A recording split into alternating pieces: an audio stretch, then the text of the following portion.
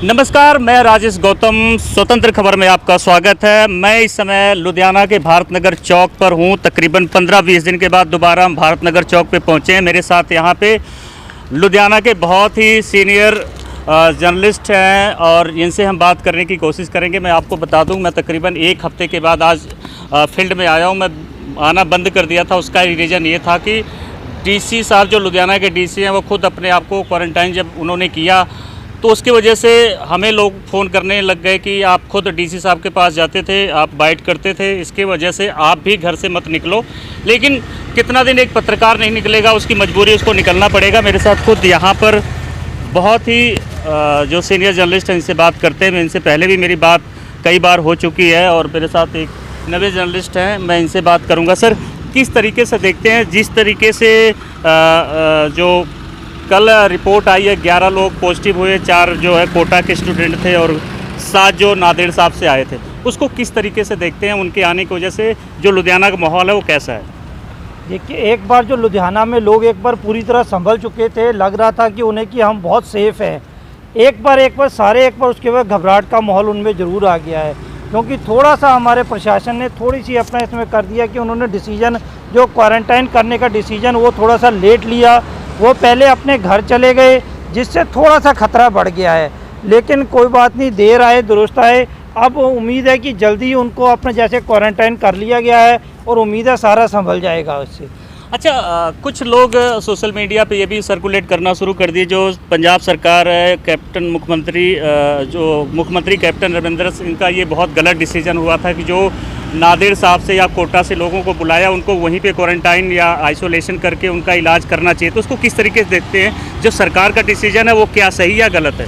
देखिए, मैं इसको ये गलत नहीं मानता कि उनको यहाँ पे बुलाया गया, क्योंकि जिसके ऊपर बीत रही होती है उसी को पता है। जिसके परिवार का अगर वहाँ पे मेंबर हैगा तो उन्हीं को पता है कि हाँ भाई, उनकी अपना दर्द जो होता है।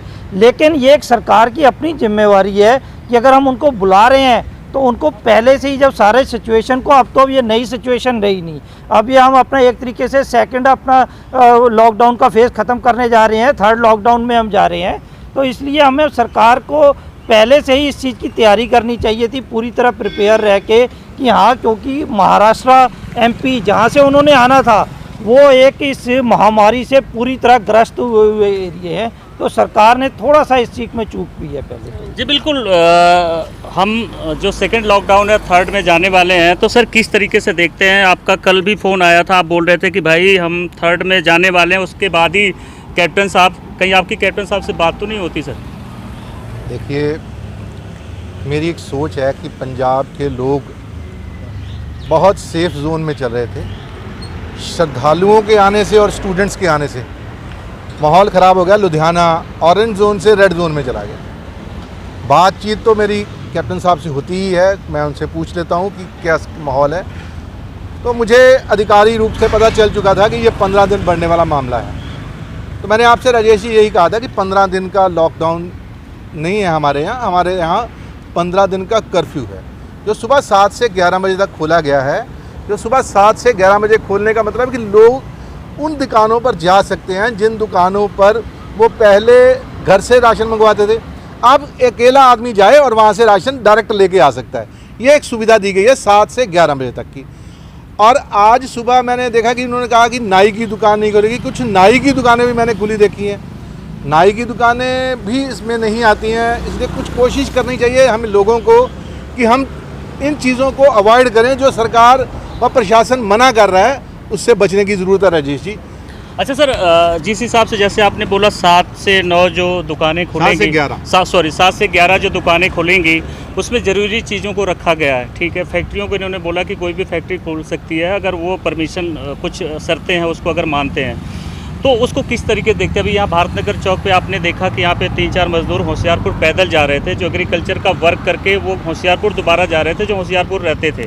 उसको किस तरीके से देखते हैं? जिस तरह एग्रीकल्चर के लोग अपना वर्क करवा कर लेबरों को पैदल छोड़ रहे हैं कि पैदल आप चले जाओ, उसको किस तरीके से? भैया, उनके पास सुविधा नहीं है, पैदल नहीं वो जा रहे हैं, उनके पास सुविधा ही नहीं है।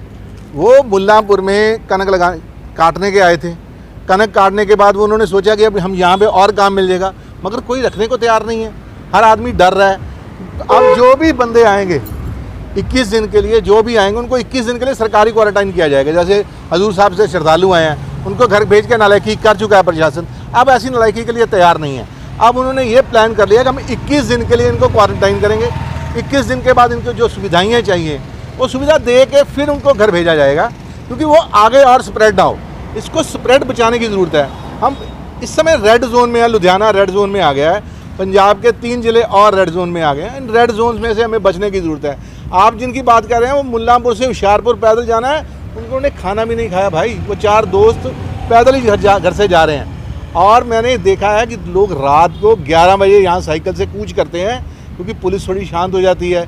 11 बजे निकलते हैं और सुबह 6 बजे तक वो जहाँ पहुँच सकते हैं वहाँ पहुँचते हैं, और 6 बजे वहीं टिक जाते हैं, और 6 बजे फिर से दिन रात सारा दिन वो आराम करते हैं। रात को 11 बजे फिर, क्योंकि उन्हें अपने परिवार के पास पहुंचने की इस समय जल्दी है।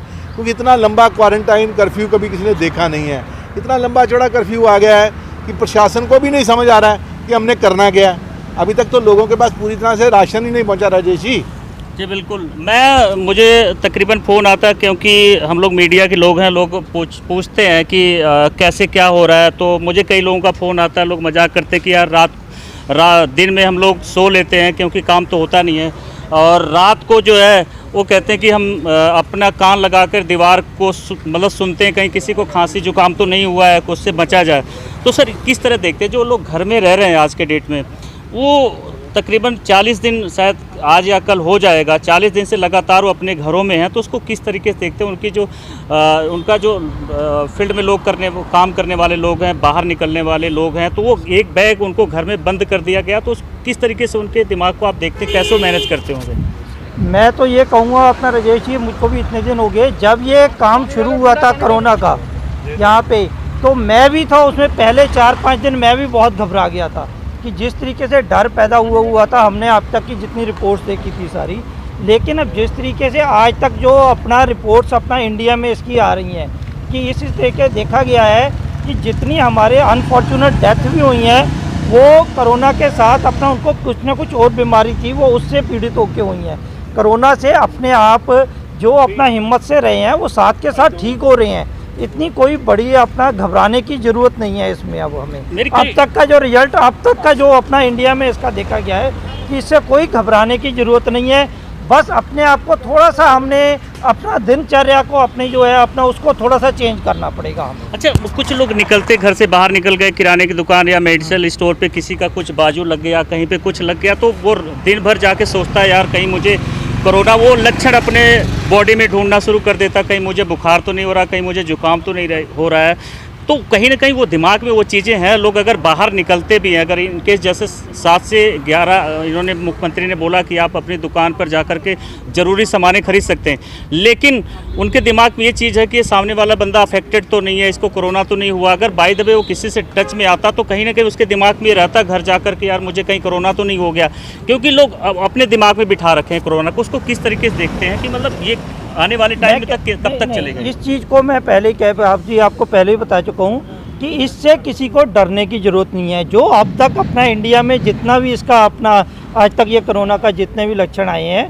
तो किसी को इतनी डरने की ज़रूरत नहीं है। ऐसे हमने अपनी रिपोर्ट्स देखी हैं, हमने की है कि एक ही घर में रहकर जिसको पॉजिटिव आ रहा है उसी घर में किसी उसके बच्चे को अपना नेगेटिव भी आ रहा है। इट मीन्स ये हमारा ये टच करने से या इससे घबराने की ज़रूरत नहीं है, लेकिन हमें फिर भी अपना सोशल डिस्टेंसेस ये सारा अपना बना के सारा अपना रखना है। एक सफाई का ध्यान हमने अब अपना एक है कि अपनी सफाई का ध्यान पूरा रखना है, सफाई का ध्यान रखना है, एक सोशल डिस्टेंसिंग बना के रखनी है, तभी ये सारा इसका सबका यही बचाव है। घबराने की ज़रूरत नहीं है बिल्कुल। अपनी इम्यूनिटी में हम एक्सरसाइज करें, घर पे बंद है गए हैं, एक्सरसाइज करते हैं, एक्सरसाइज करके अपने आप को स्ट्रॉन्ग बनाने की ज़रूरत है, उसमें घबराने की ज़रूरत नहीं है। बस मैं आप लोगों को एक चीज़ बता दूं, ये जो ये जर्नलिस्ट है, ये तकरीबन लुधियाना से मुझे लगता है जब ये लॉकडाउन या शुरुआत होने लग गया तब से ये फील्ड में काम कर रहे हैं। इनका एक एक्सपीरियंस है, सिविल हॉस्पिटल से लेकर डीसी ऑफिस से लेकर जितने भी फील्ड में, क्योंकि सीनियर लोग हैं ये बाहर निकल रहे हैं। आप इनसे सीख सकते हो कि किस तरीके से अपना बचाव रखना है और घबराने की ज़रूरत नहीं। सर एक अपना एक्सपीरियंस बता दो, क्योंकि मैं जब भी निकला हूँ तो कहीं ना कहीं मेरी मुलाकात आपसे हुई है, मैंने देखा है आप फील्ड में जा रहे हो। जो लोग नहीं निकले हैं घर से या निकलेंगे, उनके दिमाग में ये होगा कि यार सामने वाला कहीं बंदा अफेक्टेड तो नहीं है। उनको क्या मैसेज देना चाहें, क्योंकि आप रेगुलर फील्ड में वर्क कर रहे हो? मैं ये कह रहा हूँ कि जैसे मैंने अभी भी आपको कहा कि एक ही चीज़ है, सोशल डिस्टेंसिंग बना के रखें। जो आप अपने ज़रूरी काम के लिए जा रहे हैं उसको एक अपने पहले दिमाग से ना डर निकाल दें कि कोई अपना ये कोरोना कोई डर अपना, ये जिस तरह बाकी हमको इन्फेक्शन होते हैं उसी तरह ये एक इन्फेक्शन हैगा, इसको अपना डर निकाल देना चाहिए। और लेकिन अपने आप को प्रिकॉशंस पूरी रखनी है आपने, जैसे एक तो सोशल डिस्टेंसिंग, दूसरा अपना सफाई, हमेशा सैनिटाइज़र यूज़ करें, या अपना हाथ जब भी घर जाएं तो अपने आप को पूरे अच्छी तरीके से अपने वॉश करें। ये सारी चीज़ें थोड़ा सा जो मेंटेन करनी पड़ेंगी, जो हमें सरकार अपना थोड़ी सी हमें जो हेल्थ डिपार्टमेंट हमें जो गाइडेंस दे रहा है उसको पूरा हमें फॉलो करना पड़ेगा।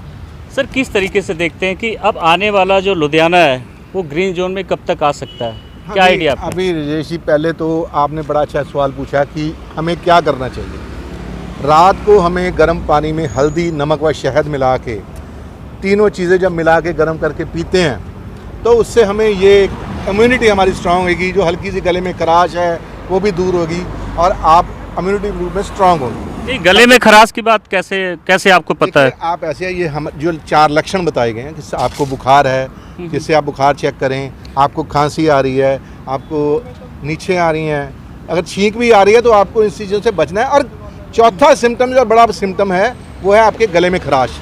गले में खराश अगर है तो आप ये 3 चीज़ें डाल के अगर गर्म पानी में पिएं तो मैं समझता हूँ आपकी गले की खराश दूर होगी और आप इन लक्षणों से बच सकेंगे।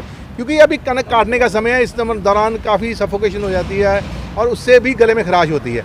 इससे बचना भी बहुत ज़रूरी चीज़ है। जी बिल्कुल, आप देख सकते हैं ये जर्नलिस्ट है जो रेगुलर फील्ड में काम कर रहे हैं। कोई भी अगर व्यक्ति बाहर निकलता, घबराने की ज़रूरत नहीं, टेंशन लेने की ज़रूरत नहीं। अगर आप टेंशन लेते हो तो कहीं ना कहीं वो चीज़ें आपके अंदर आती है तो वो आपको नुकसान कर सकती है। राजेश गौतम, भारत नगर चौक, लुधियाना।